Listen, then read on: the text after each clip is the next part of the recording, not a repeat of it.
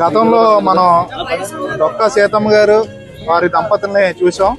నేడు మన ఆదిత్య విద్యా సంస్థ చైర్మన్ నల్లమిల్లి శేషారెడ్డి గారు, లక్ష్మీరాజ్యం గారు దంపతుల సహకారంతో అన్నపూర్ణేశ్వర్లుగా ఈ రోజున కాకినాడ గవర్నమెంట్ హాస్పిటల్ వద్ద 1500 రోజులుగా ఎక్కడ ఆగకుండా ఎండైనా వానైనా చలిలైనా సరే చేయూత సభ్యుల సహకారంతో మరి ఈ రోజున ఆదిత్య విద్యా సంస్థల చైర్మన్ గారు లక్ష్మీరాజ్యం గారు మరి వారి యొక్క దాతృత్వంతో మరి మనం 1500 రోజులుగా ఇక్కడ గర్భిణీ స్త్రీలకి అలాగే వారు కూడా వచ్చే రోగుల సహాయకులకి అన్న వితరణ కార్యక్రమం అనేది చేపట్టడం జరుగుతుంది.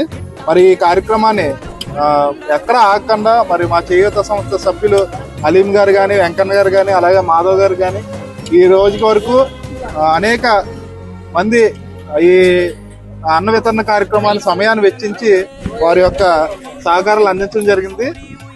మరి చేయూత సంస్థ తరఫున ఈ సహాయ సహకారాలు అందించిన ప్రతి ఒక్కరికి కూడా మా సంస్థ తరఫున ధన్యవాదాలు తెలియజేస్తున్నాం.